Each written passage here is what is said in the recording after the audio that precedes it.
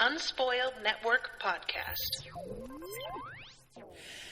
This is Spoil Me, covering Cradle, Book 11, Dreadgod, Chapters 15 and 16. In these chapters,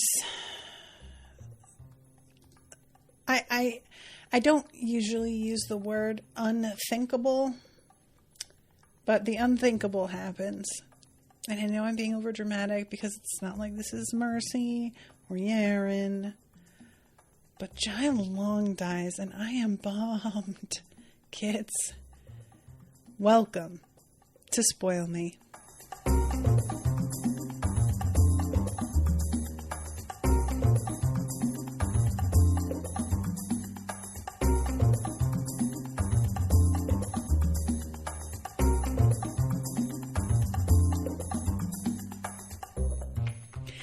Welcome to the show, everyone. I am Natasha. Thank you very much to Andy for commissioning this episode. Anybody who's listening to this after the fact is going to think that my voice is hoarse because of my sobbing over Jai Long. No, I've been sick. However, I will not lie. I got a little bit teary-eyed over Jai Long, guys. I was listening to the audiobook while I was at Walmart getting some last minute groceries. I don't know if I'm the only one who does this, but I always have to do a second oopsie grocery trip after my first main grocery trip because I never quite get everything I needed. So it was my second oopsie trip, and I was listening to this fight, and genuinely I had this sort of attitude that Longhook has in book 4? Where I'm just thinking, ooh, I wonder how he's going to make it out of this one. And then we get the line, they watched Jai Long die. And I just literally went, and I was surrounded by people. I had a couple people pull away and look at me in alarm because I was so very viscerally reacting, and they saw that I had earbuds in and caught up. But even then, I still had a moment of maybe, because we had a moment in that same book actually that I was just referencing where Lyndon looks over at Cassius and is just he looked over at his dead body, and then Cassius sits up and he is okay, and it was just written from Lyndon's perspective, and he assumed Cassius was definitely dead. So he said, I had a moment of, they watched Jai Long die. I gasp, and then I'm like, maybe it just says that because she's so sure. And then his remnant comes out. And the constructs, and I don't think this is the wrong call, but the constructs destroy his remnant. And there is something about there being absolutely nothing left of him that is so sad. It just really killed me a little bit. So that happens much, much later. So I'm going to back up.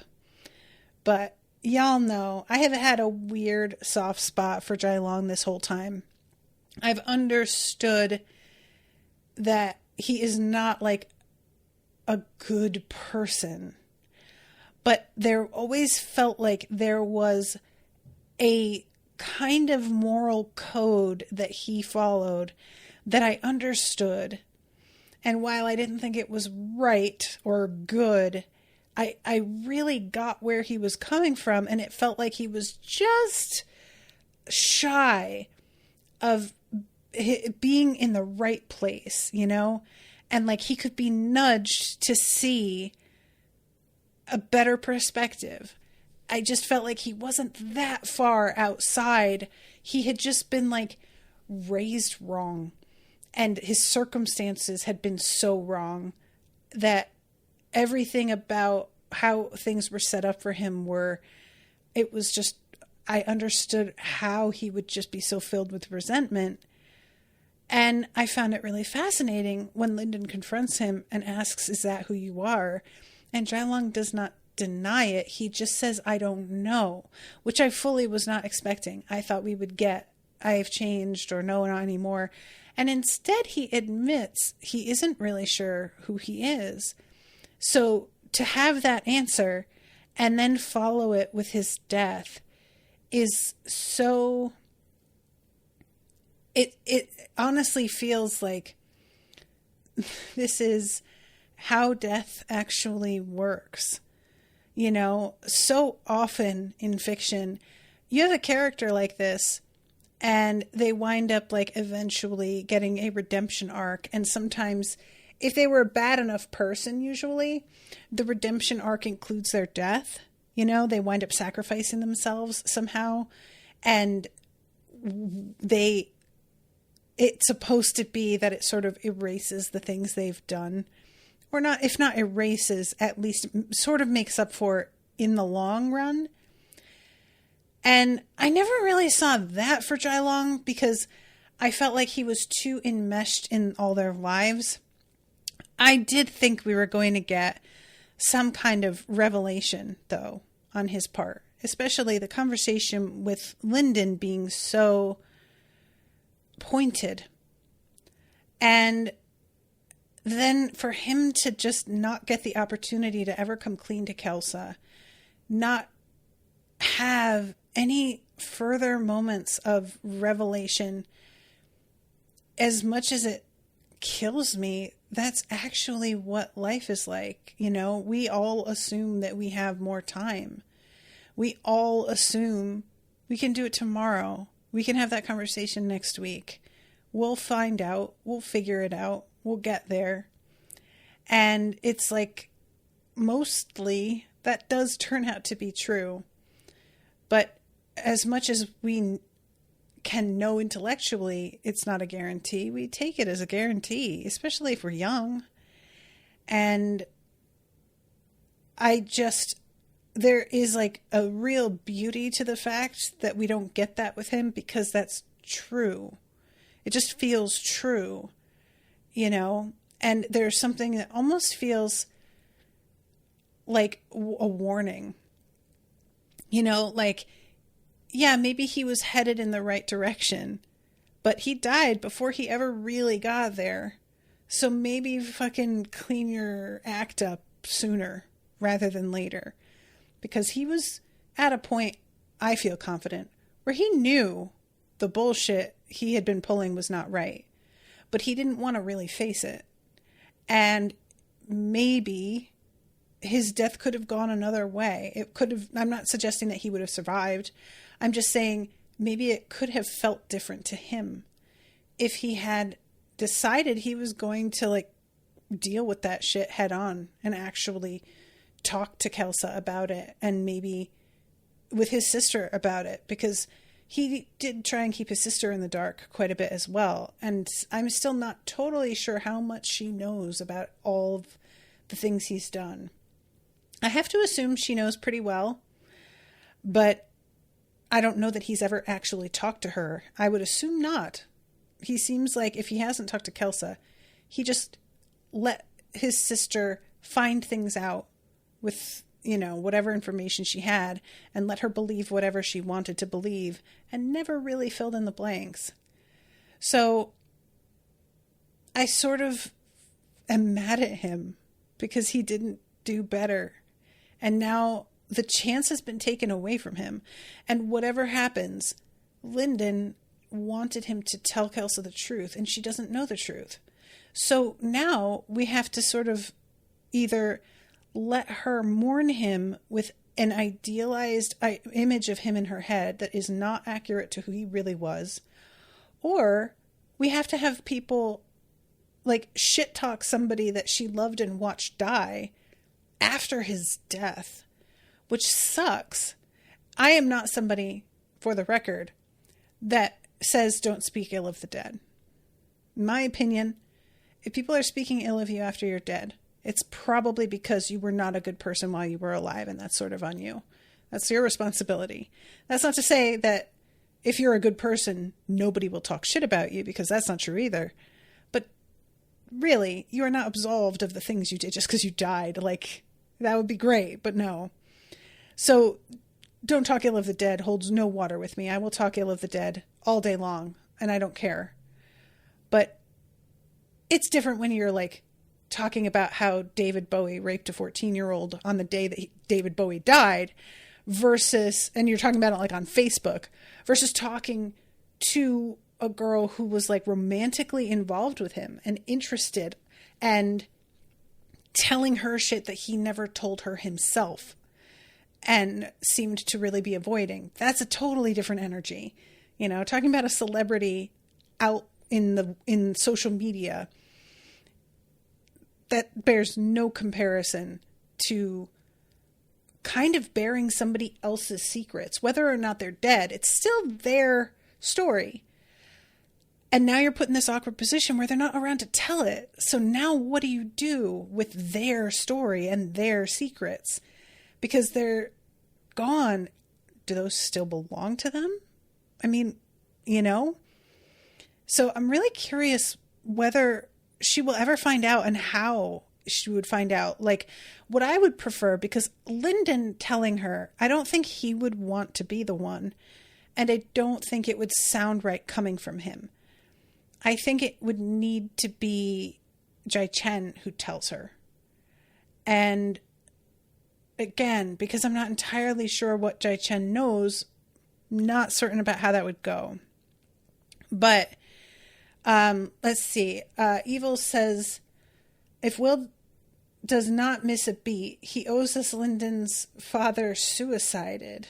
What? He seems to be leading up to it when he comments that he doesn't have to get used to the outside world. Tragedy comes in threes. I don't agree with that at all, Evil. Not even a little. Nah.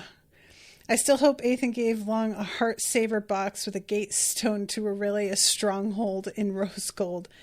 Kelsa never wanted him to tell her. She expected him to overrule her and tell her, but she didn't want to ask. I think she wanted him to tell her. I think that she wanted to make it clear to him that he didn't have to, and that their relationship was not predicated on that. But I think she wanted him to tell her. There is no way that you can be involved with somebody romantically and they have a whole past and you just straight up never want to know about it. In my opinion, if you don't want to know somebody's past, you don't want to know that person. You can say everything is in the past and leave it. And I think that's in some ways a healthy way to approach things. But you have to know what it is in order to be able to leave it in the past. If you're just refusing to hear it, that's ignoring it in a way that is like a denial and childish. And I don't believe a good relationship can be based in ignorance like that. You have to know the whole of a person. And otherwise, I don't think the relationship is real. Jan says Jai Chen wouldn't know, but Yaren could do it. Oh, I don't know about that either. The only person that's worse to tell her is fucking Yaren, I think, than Lyndon. Because Yaren had no love for him. I could see Mercy, but Mercy wasn't around for most of what happened at that point. So it wouldn't, it wouldn't have the same quality to it because she wasn't present. I don't know. Tyler says in the first book, Lyndon's original timeline included his dad's suicide. I think that's what he's talking about. Oh, did it? God, I even just did my reread and I didn't remember that. Evil says that's what fate had in store for him. Okay, I didn't remember that at all. Yeah, I mean, I don't think so at this point because he's got so many more options. If it had been, I would assume it was because he was feeling useless because his father had that injury that kept him from ever really fighting the way he had before. And his identity was so tied in with that.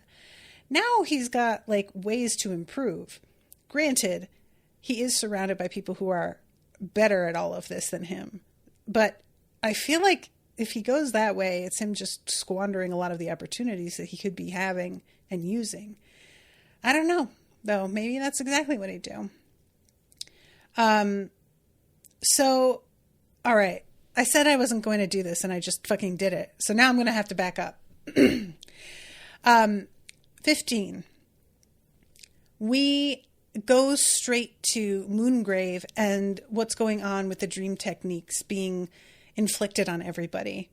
And indeed, the whole conversation here that I had mentioned this last episode was that the sages weren't near Linden, so I feel like they're going to be affected. And it turns out some of them are. Charity is apparently built in with a defense against this kind of technique that the sage of, what is it? Frozen Blade? No, Frozen Blade's the name of the school. But she doesn't have it, so she starts to fight against Charity. And it's a pretty, I'm not going to get into this too much, but it's a pretty amusing little sequence where Charity is trying to wake her up out of this. And it's like everything that she is attempting to do, the Winter Sage, that's her name, is getting overpowered because Min Shui is completely taken over. It's like a complete take. I was really surprised, actually, that a sage would have so little protection against this kind of technique, that she would be enslaved this effectively. I thought there would be some kind of, you know what I'm saying? But Charity keeps trying to stop her and tell her we shouldn't fight each other. This is the Silent King. And eventually it almost seems like she is going to overpower her. And by she, I mean Charity. Like, she's beginning to cause the crown to fade and flicker. And then Linden just swoops in, grabs the halo, consumes it, apologizes for being late, and dashes off. And Min Shui is just like, he saved me. And Charity had assumed that she was about to get the credit for owing her one. And it doesn't, she's really surprised that Min Shui is just giving Linden the credit. And I was like, look, I get that you're frustrated, but the woman was overpowered mentally. I think she didn't know what was going on, because there's a sense almost of Charity being like, I can't believe you won't acknowledge what I did for you. But I don't think it's that. I don't know. Maybe it is. Min Shui is a weird character. I like her as a character because she's interesting, but as a person, she is just infuriating.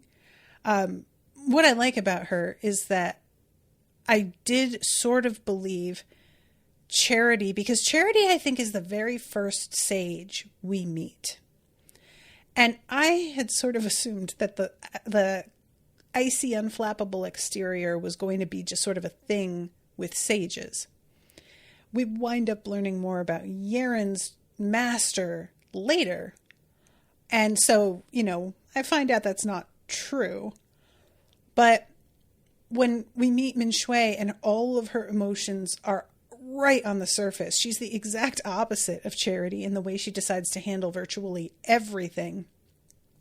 There was something kind of refreshing about that, just her being heart on the sleeve, completely open. And I don't know, I don't enjoy the way she deals with people because of that, but I do find it fun to see somebody who's in a position of that kind of power who doesn't have total control of herself, because I assume that's necessary, and evidently not. So that's interesting. But anyway, there is this there's also a section in right before this happens where Linden is seeing the Silent King disappear and appear somewhere else. And Linden is like, that can't be real. But And even Dross is like, it's not real, but I can't pierce that illusion. And it's just so advanced that normally when Lyndon can see through this shit, no problem. Dross has been a massive advantage at seeing through illusion. Then this is a genuine, like, problem with a capital P. So this is, let's see. Dross, tell Mercy to hold on and that I'm sorry. That's my favorite message I ever sent. Should I tell Charity you're coming? And apparently he does not tell Charity he's coming because she is not aware of it when he just swoops in like this. So, let's see. The remnant of the sun sage shone as it peeled away from his body. The sage of fallen blades and the sage of steel dust both wore white circles, and they were pushing back a herald surrounded by forged vines of life madra. Lyndon swept in, but fallen blades and steel dust moved in perfect harmony. And this is like an interesting thing because I kind of wish, and I'm not like mad about it, but I do kind of wish we're getting these like sages introduced that I don't remember ever even hearing their names before. I wish we had any sort of concept of what they do. You know, I feel like Fallen Blades we maybe have heard of, but I definitely don't remember Steel Dust. But the whole thing is, okay. Tyler is saying, fun fact, Will has said if Lyndon had won the fight with Yaren, the Sun Sage would have been his sage trainer. Oh, that's sad. So let's see, I'm trying to find the spot. Wave Dancer was a masterpiece, a perfect conduit for Madra and willpower. It let Lyndon channel enough force to meet the Sage of Steel Dust attack and deflect it. He landed an empty palm on the man's midsection with his left hand while reaching up to the halo with his right. And I really keep forgetting that the empty palm is still something he does. And I always enjoy when he busts that out because it's just fucking the OG, you know, at this point. So finally, Steel Dust, let's see, he readied himself for Steel Dust to appear, but the man tumbled onto the war-ravaged ground and struggled with himself. After a moment, he broke the technique himself and raised up onto his knees.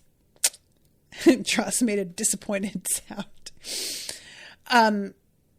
So they begin to fight against Steel Dust, and the sage forged a rapidly vibrating cloud that shielded him. He nodded to Lyndon and dissolved into dust himself, blowing off into the wind.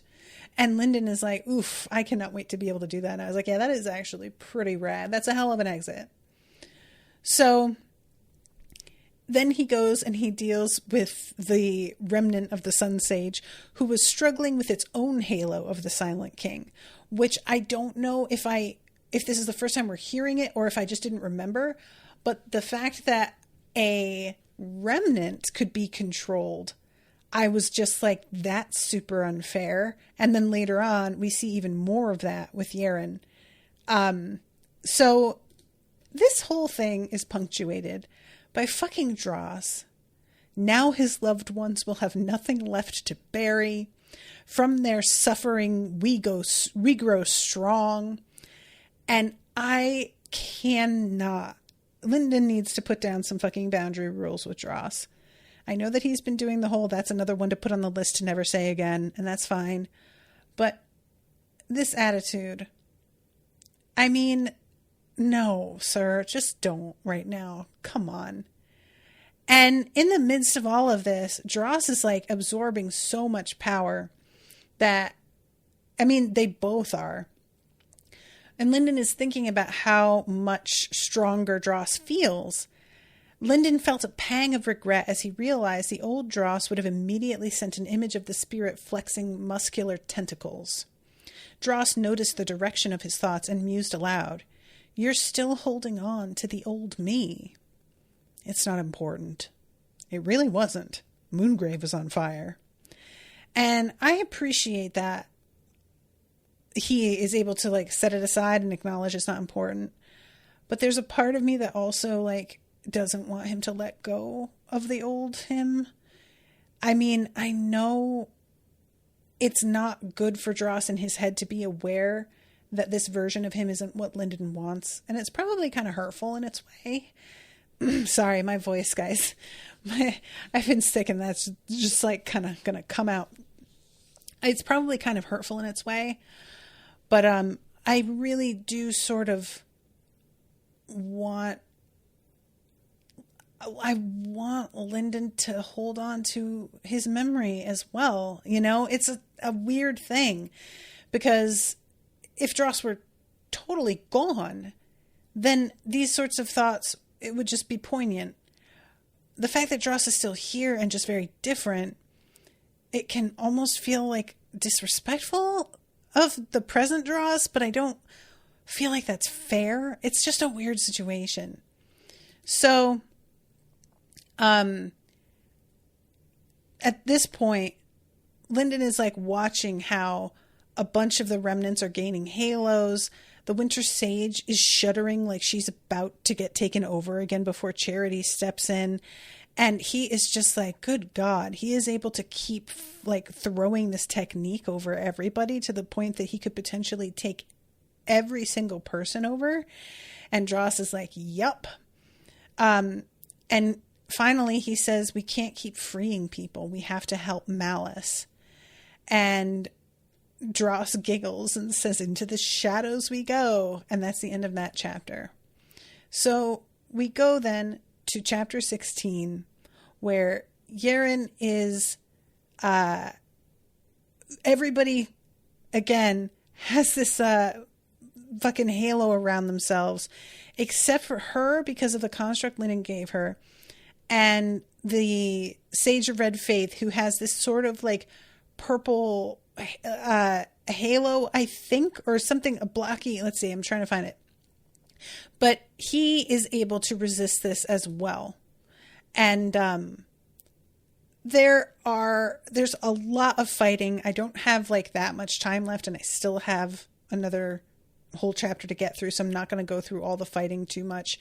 But I do really enjoy at one point, Red Moon is in the middle of, we always sought to borrow the power of the Dreadgods. He who borrows the most is the soup. And Yaren just stabs him in the lung and then uses her like Moonlight Bridge to dash away. And I just love her constantly interrupting both of them. Like, even though Red Faith is technically her ally right now, she still interrupted his fucking speech earlier. She just has no time for this like fucking grandstanding, and I love that so much about her. She has no interest in the drama of the moment. She is here to get shit done, and their guards are clearly down because they are wrapped up completely in the drama of the moment, and that is the fucking thing to exploit. Good for her. So then we have him, the Herald Red Moon detonated himself. And I was like, he what now? That sucks. It looked like a man from the neck down, but its arms were outspread in wings that seemed made of gel. The whole thing was crimson. Red Moon's remnant opened its beak and let out a shriek, and a piercing pain shot through Yaren's head and spirit. And the sage says the Silent King can exert greater control over remnants. And I was like, oh God, I guess that makes sense. Because earlier he has the halos on the remnants and I was like, he can do that? That's fucked up. But the fact that he has greater control didn't occur to me. And then I'm like, well, I guess they're like pure spirit and his whole thing is Dream Madra. And those tend to kind of like affect one another more. So I suppose that's logical. So at this point, Yaren bounces away with her Moonlight Bridge. And she has to have like an argument with herself about why this is okay. Because she made this pact that she would stay and treat the sect as if it were her own. And she wouldn't bail on her own sect. So she has to do the whole like, I'm distracting the Silent King from them because it's here for her, and by leaving, I'm helping make them more safe. And her oath sort of relaxes. And then, if she could convince herself she was retreating to figure out her next advancement, maybe she could deceive the oath. Immediately, the grip tightened around her Madra channels again. She shouldn't have thought of it as a deception. And it wasn't, she told herself. She would, of course, retreat from a fight if she thought she had a chance of advancing and returning to tip the scales. The oath allowed that, but it felt reluctant. Yeren grumbled at the thought of a soul oath making decisions and judging her. The oath was nothing more than a technique. The mind she wrestled with was her own, so she had to be honest. And I really love this. Like, her finally being like, it's not even like the oath itself making judgment calls. It's my conscience. I know when I'm fucking bullshitting, and it's just me responding to the fact that I know that. And yeah, you know, that's honestly like most of the way that this is like, she's kind of having a breakthrough, like one would have in therapy, of just like, oh yeah, when I feel like a shit, it's because the actions that I am taking do not line up with like my moral compass and judgment of what is right and wrong. And I'm just trying to ignore that part and wondering why I feel shitty and guilty. When it's pretty obvious, actually, when you step back, that I am not doing what I feel is the right thing to do, and then wonder why I'm sad. So she's considering here what she's like wondering is, because she's going, what do I want to do? And it's fight, which is no surprise at all. And then fight what? And finally, it's just, I want to fight monsters. And I was just like, yeah, that fucking tracks. The first time that she ever straight up is ready to, I don't want to say abandon Lyndon, because that makes it feel like too much of her responsibility. And he had the choice to come with her, and he didn't initially. But it was about facing the Bleeding Phoenix and him not being willing to go with her because he didn't feel like he was prepared enough. He didn't feel like he was leveled up enough. And she was just like, I don't care if I am or not, I'm going to fucking do it. Obviously, so driven by that. So this being her revelation here makes complete sense to me. And yeah, she advances. And I love, we go back to the Sage of Red Faith, who's in the midst of this fucking horrific fight with the remnant of his blood shadow copy. He's pissed too, because this guy is actually somehow stronger than the actual blood shadow was. But there's a moment where he can sense Yeren nearby, and it says that he felt irritation. And I thought this was going to be that she had left. But no. He is feeling irritation at the fact that she isn't far enough away, because she is going to be taken by the Silent King, and then the one successful example of his theory is going to be destroyed. I don't know why I loved that so much, but it was so incredibly practical in such a fucking unexpected moment. He's about to die, and the idea of her being there to maybe help save his life doesn't even enter his head. It's not even about that. Him dying, he's just kind of like, yeah, well, I mean, if she lives on, fine. He's not even like that preoccupied. Not to say that he doesn't want to win, but, you know, and there's also the element of him thinking she won't be any use to helping keep him alive, I'm sure. But it was just really funny to me how he is just like, oh, she's way too close still. Like, she needs to get further away. She can't, sir. She made a fucking oath. So he's trying to like use his authority to say weaken, and it's not having the same kind of effect that it should. His command broke. His daggers dipped and lost force. It was still a deadly barrage, but not enough. So then he summons this fucking construct that's like a cauldron, and it's a launcher construct. Ooh, my voice really went away there. It's a launcher construct.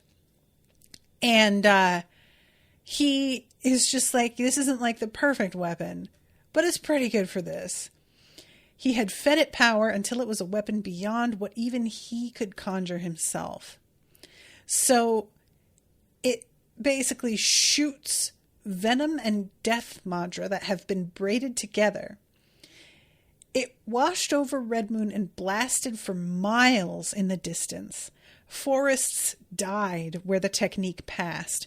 The red light suffusing the air was briefly supplanted by an otherworldly green. And I was just like, you fucking miles, sir? Is that really necessary? Like, I don't know that that's helpful. There's a point at which maybe just having it be much stronger but closer to home is a better option, but what can you do? So then he starts sensing the phoenix's cry, and the blood shadows of the fallen emissaries gathered together in a swirling tide. And he had been feeling pretty like, all right, I really did that shit. And then it begins to gather, and he's like, oh, fuck, no. Kanmala unleashed her full power on the mass immediately, as did several of the other artists aboard. It was no use. This was the level of blood authority that he had feared. And a tiny phoenix rises from the mass of blood, and it's a miniature avatar of the Dreadgod, and it looks at him, and he's like, God damn it. He pushed out with his blood aura, shoving away all the humans around him. Then he stopped preserving his own body and gathered his 9 daggers into formation, focusing his will and pushing his spirit onto the avatar of the phoenix. Die, he spat. Then he unleashed everything he had into the bleeding phoenix. And Yeren can feel all of this from far away, because now, after having leveled up, she has some real fucking fancy tricks. So she drops down onto the deck, and this phoenix explodes. She manages to avoid its techniques, but when she looks at the sage, it's really clear that's it, he's gone. And I was kind of surprised. I mean, obviously Jailong's death winds up completely overshadowing anything about this, but I was really bummed that the Red Sage died. Like, I don't think he's a good person or anything, but he was really fascinating and such a maniac that you kind of like, I won't say you never knew what he was going to do next, because his actions were actually very predictable if you just know what he's motivated by. But I would lose sight of that sometimes, so he would catch me really off guard. And I just sort of, despite the fact that I didn't agree with his assertion that her mercy and compassion would be her undoing, I would have been interested to see what he suggested training-wise to her. And anyway, he may still be able to help her, as it turns out, because his little remnant comes out, and this is so wild. It looks like a crimson skeleton, and it has no eyes. Instead, eyes floated up all around him, separated but still part of his spirit. They looked in every direction, observing, watching, learning. Yeren had been prepared to fight again, but she didn't sense hostility from this remnant, only endless, hungry curiosity. She opened her void key. Strike you a deal. Squeeze in there, pack yourself up, and I'll use you to finish off your research. The Void Sage has a way to take me up so I'm stabbing Dreadgods. Could use your techniques. Stick with me and you'll start up a new generation of monarchs. And he's just like, yeah, that sounds dope. And just steps into her void key.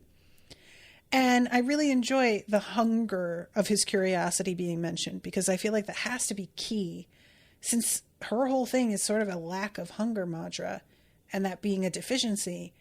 I have to assume this can help with that. I don't know how that works, but I'm really fascinated by this. We haven't seen a lot of we have heard after the fact of constructs that Lyndon has created using certain kinds of remnants, but we haven't really seen in action a whole lot of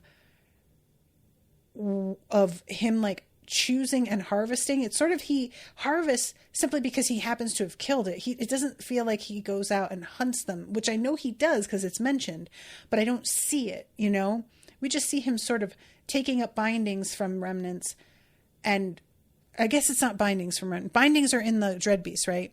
Do remnants have bindings? I don't even remember how that goes. But in any case, I'm hoping that we get to see more of this. So this is when we go back to Jailong. Now, at first, this is delightful because Kelsa had been very frustrated every time Lyndon gave her yet another construct to protect herself with. And as this continues, she starts to realize it was all hugely valuable and necessary, and she just really underestimated the danger. So she grows to be more and more appreciative of her brother and his consideration, but also deeply impressed with how advanced all the constructs he creates are. Everything that he has made is absolutely out of control advanced. It feels like they're people, a few times. And it's all accompanied by little recordings of draws. And I cannot help laughing at is that hostile Madra I sense? Then the time has come for protection. If you find yourself stuck in the mire of confusion, know that this is only a recording. Remember that I am not truly here with you. And despair. An Underlord, is it? I wonder which Underlord messed up so badly to have to earn this punishment. I bet it was Jailong. Fucking Dross, I swear to God. I hate him. What is he doing? So, all of this is punctuated by attacks from the others who have been taken over by the Silent King, as well as Jailong. And when the first construct doesn't work, she really thinks she's going to die. And then Dross is like, okay, Underlord countermeasure number 1, I call her the Flesh Ripper. And this thing hits the ground as it's described like a meteorite. A sword construct so elaborate it looked like an entire remnant the color of polished steel. Its right arm was a blade, and its left a shield, and its face like the head of a hatchet. Overall, it resembled a hunched, armored skeleton. And I love later on, he says something like, I can sense that you are not calling her the Flesh Ripper. So eventually she's just like, how many are there? And he doesn't answer her directly. It's just, it happens that he tells her later on in the recording. And I think he says there are 16. But there is just one after another after another.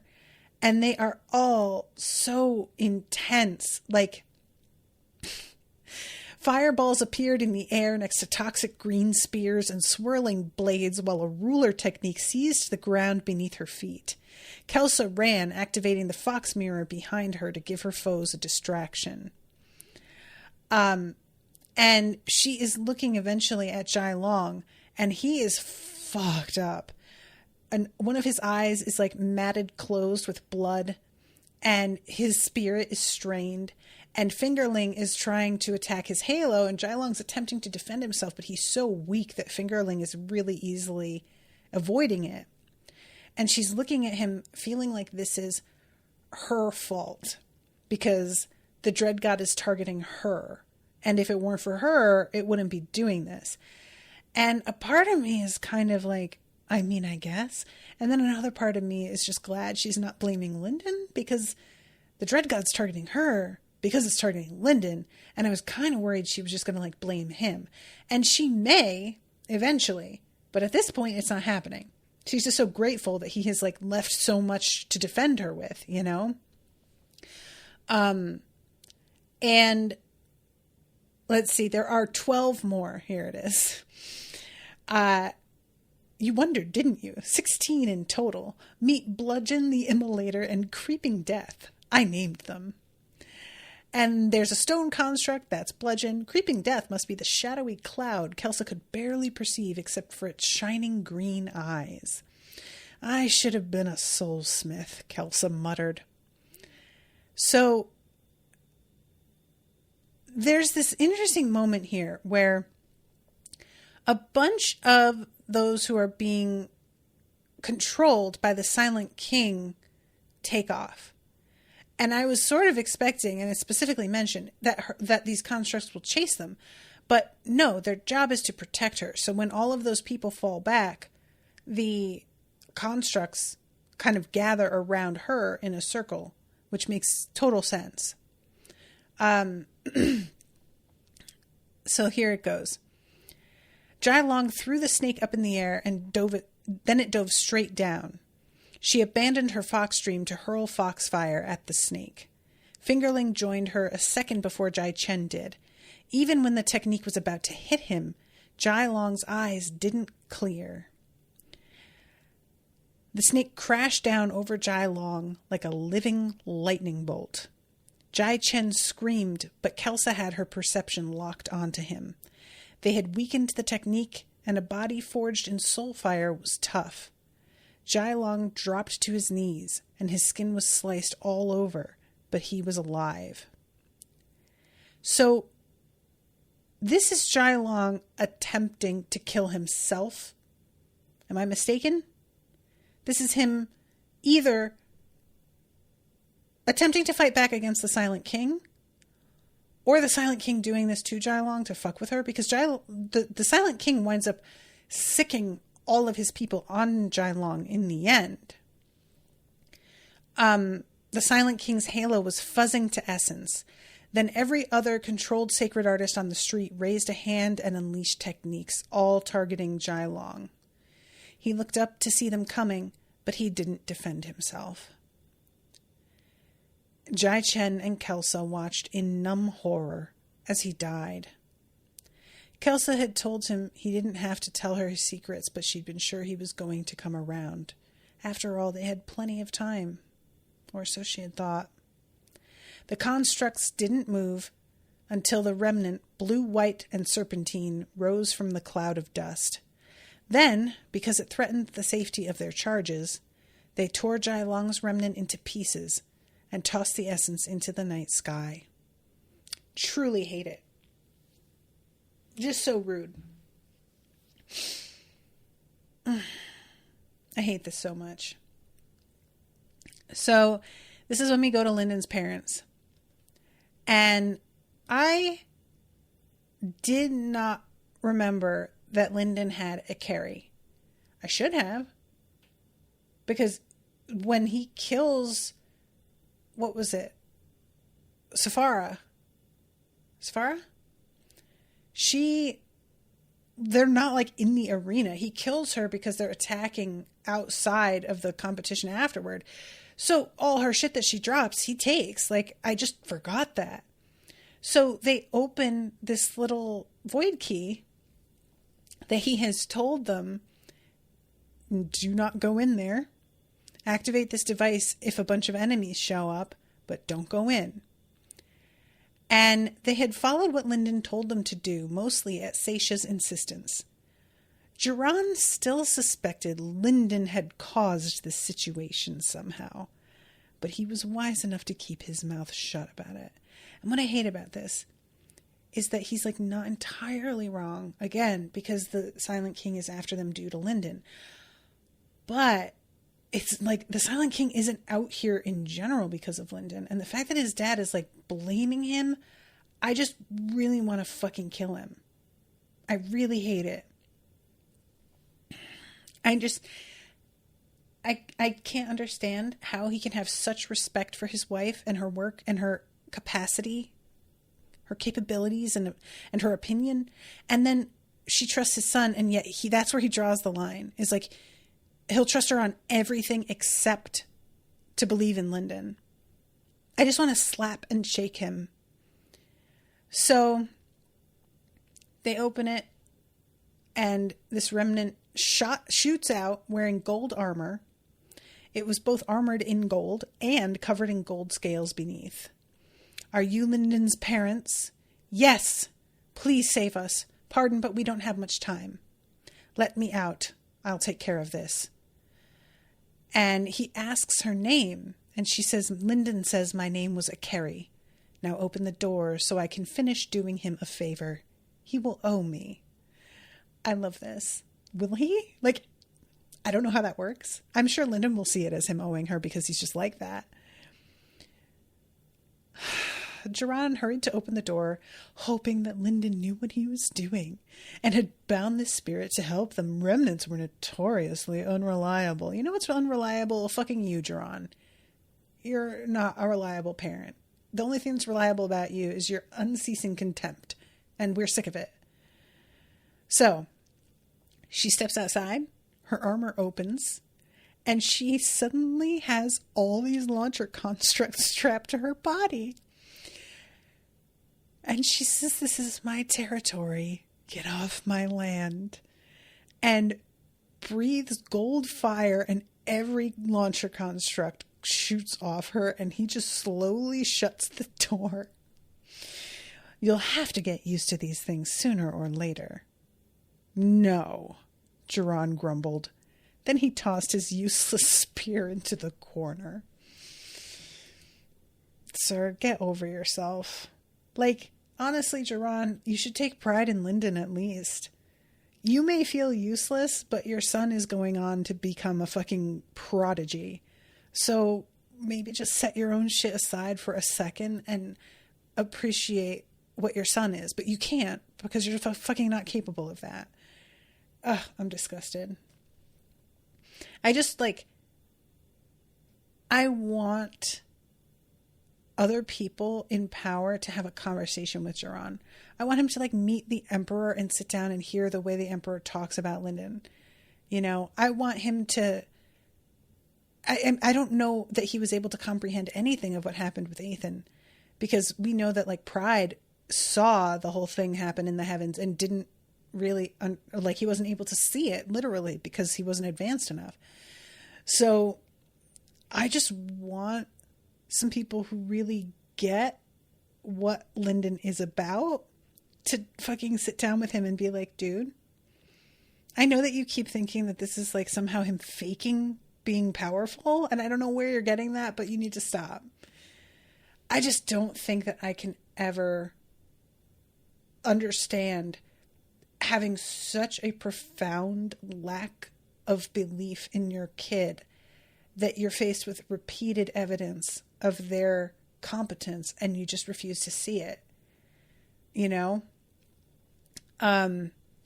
So I don't know.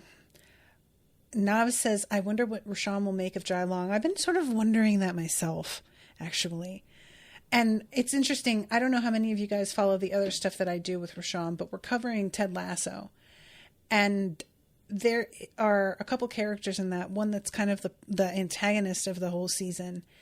And one that had wronged her. And we find out more about each of them as time goes on. But I was, like, firmly on the side of the antagonist a lot of the time. And it was very clear Rashawn had built up a lot of affection for the other person in the equation that had sort of wronged her and expected me to, like, come into it liking him as much as she did and as defensive of him as she was. And I didn't. I really kind of thought he deserved some of the shit he was getting because he did something fucked up and never really reconciled with it. And I'm wondering if she's going to have the same reaction to Jai Long, because I just sort of, like, you know, like, I don't know. There was something about him that really resonated with me, and there's not really a good reason for that. All the arguments about why he sucks, I totally get. They're not wrong, but it just didn't really matter for me. And I could see her kind of falling in that camp and just being like, Natasha, I don't get why you like him so much. And I would just be like, I don't either. I don't know what to tell you, you know? So I'll be interested to see Evil says, in the original timeline, it was Kelsa reaching Jade that sent him over. You can't rationalize depression, and I don't think Lyndon is paying attention to it. I suppose that's true. I'm having difficulty with calling it depression because I don't spend enough time with him. So for me, it's reading a lot more as just straight up pride. And that is something that you can rationalize if you do it the right way. Handling certain people with their pride is actually pretty easy if you just know the way to like talk to them. But you know, it all sort of depends. The fact that he's able to see again and he's able to like walk without that limp anymore, he has made a lot of progress towards being able to continue to advance potentially.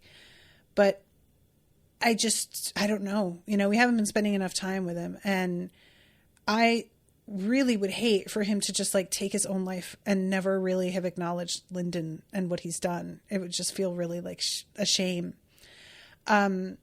Nav says also Jamie Tart. Yeah, I have no time for Jamie Tart. And clearly Rashawn has like a big soft spot for him as well. I have to imagine there's other stuff that winds up happening with him and that leads to this. But I just genuinely was like, I don't know, fuck that guy. Like, does he get a redemption arc? Okay, sure, fine. If he does, I don't really care. Go ahead, do it. Maybe I'll care by the end. But as of right now, I'm just sort of, And that can happen. You know, we all have our attachments to certain characters for whatever reason. And you guys know how I felt about fucking Kiro in Underlord. I was devastated when he died. I really didn't think he was going to. And then his shitbag brother lives and just continues to cause trouble. And as far as I know, might still be alive somewhere also, which I hate. I don't like, he gets taken alive by the Akura family, who have every reason to kill him. And I hope they did, but I have this like weird suspicion that maybe he'll turn back up again. And I fucking hate that because he deserved to die 1,000 times. And also, what's going on with Mira? I don't think we'll ever see her again, but I do still feel bad about Mira and just her complete loss of interest in life after Kiro's death. You know, that one stuck with me. Jan says the Akuras are known for keeping and torturing prisoners, according to Orthos. Yeah, that's kind of what I mean. And like he says, they don't kill honorably. They take prisoners. And that could mean that they do kill their prisoners eventually, but it's not honorable. I just think it's possible. Like, Malice is such a fucking tricky bitch. I wouldn't be surprised if she did something weird. You know, I don't see her keeping him alive, like, because she cares about it. Obviously, she will kill whoever. But I don't put it past her to keep somebody in her back pocket, you know? And I don't know what that would even look like. I'm just saying, I don't trust anything about her. And it breaks my heart how much everything that Mercy does revolves around her mother, and I need her to get over it. Mercy needs to fucking figure out how to move past that, you know? Chance says, I get Queen Mab vibes from Malice. I see that. Definitely. Yeah. It's like Mab had one of the Summer Ladies as a daughter. They just don't go together. And honestly, I don't really feel like Mercy is cut out for Mab. You see what I just did? For Malice's job. I just think there has to be a way around Mercy being in charge of the Akura clan. I think Mercy is too good to manage a family like that effectively. She wants to see the good in people too much. And while that is something to be admired in general, unless she gets that under control and starts to see a little bit more clearly, it's not going to be good for her. And as of right now, she sure doesn't see clearly. She's still like trusting her mother's word on stuff. And if there's anybody she should trust, it is certainly not her mom. But she just won't face that, you know. So, Evil says, Mira, wrap her in soul oaths to protect the kingdom and obey the Akura and put her to work. Right, because, like, she was at the trial for Daji and was not found guilty. Like, it was very clear that she didn't know what he was about to do. Oh, fucking Dodgy's dad, too. All of them. I am curious about the Sation Empire and what's going on there. I don't think that they're really going to factor in again, and that's fine. But these books are chock full of characters that I would not mind side stories about. And Will has plenty to do. He has a whole other series he's starting, so I'm not expecting that. But if he decided to do it, I would be pretty into it, you know? A book that's just full of short stories coming from different parts of the Empire and people that we sort of left behind. Anyway, so yeah, guys, Jai Long is dead. I'm super sad about it. I'm super mad at the Silent King for going after him apparently just to hurt Kelsa.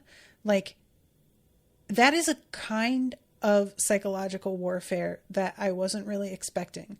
It's one thing to threaten Lyndon's family and friends to try and blackmail Lyndon into giving himself up. That's you wielding a tool to try and get a certain result. And I understand the thought process there. But if you are just going to kill somebody to hurt Lyndon's sister, which is such a sort of indirect thing, that is just malicious. That is just for the sake of it. And I don't know if the Silent King is hoping to drive a wedge between Lyndon and his sister by doing this, or,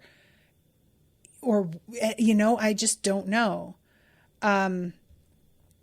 So I'm really like kind of shocked that that is a tactic the Silent King would even use. Tyler says, any predictions for next week? Only one chapter. I don't know. We're in the middle of the fucking Moongrave thing, but we jump around so much. We haven't gone back to Orthos and oh my God, you guys, Zeal, and seen what the battle looks like for them. Maybe we go see them. I'm waiting for the moment that Orthos finally faces the fact that he was fed a bunch of lies about the Black Dragons. I don't want him to be disillusioned. I don't ever want that for anybody. But folks eventually have to figure out that they've been lied to about major parts of what they've grown up believing that has like kind of informed their personality in a fundamental way. And Orthos is so immovable in so many ways. I really don't know how he'll cope with that. So, let's see. Devin says, I feel like Mira lied. Souls seem related to you feeling guilty and your code of ethics. I think her being batshit crazy would help her get around that. Disagree. Mira was crazy in her obsession with Kiro. But as far as her understanding of how completely outmatched they were, she had nothing but contempt for Dodgy's constant insistence that they get revenge. Everything around his assertion that they could get revenge at all, she thought was preposterous. And every attempt that he made, she was more and more disgusted with him and ready to fucking throw him under the bus eventually at one point. She, I think, completely saw there was no way they were going to win, and she had to let it go. And it sort of just killed her interest in life. Like, she just had nothing left after that. I don't think she had any part of that. I don't think she would ever have participated in it. It was simply not... Her whole being, like, just revolved around protecting Kiro. And once he's gone, she didn't have anything. With Dodgy, he was motivated by revenge because of his pride being so easily bruised, and this being such a major thing that happened, that it informed his actions because he felt like he was offended by what they had done. But Mira, it wasn't like that for her. It was purely because she cared about him, and once he was gone, what was done, and there was nothing more to it. So I don't think that she was like... I don't think that she was the kind of crazy that a soul oath just wouldn't work. And I don't think that she would ever have participated in anything Dodgy would agree to. Pretty much like, if Dodgy would think it was a good idea, Mira would straight up be like, yeah, no. Just on the merit of the fact that he's such a moron. Her line of, I don't know how you survived making it to Underlord. I don't know how you survive getting out of bed in the morning. Will stay with me forever because she just truly had no time for that kid. Tyler says, wait, not next week, tomorrow. Indeed. And I really hope my voice is recovered by tomorrow. All right, I'm going to wrap up, but thank you guys so much for listening. Appreciate you all being here, and apologies again for having to reschedule. I will see you tomorrow with a new episode. Until then, toodaloo, motherfuckers.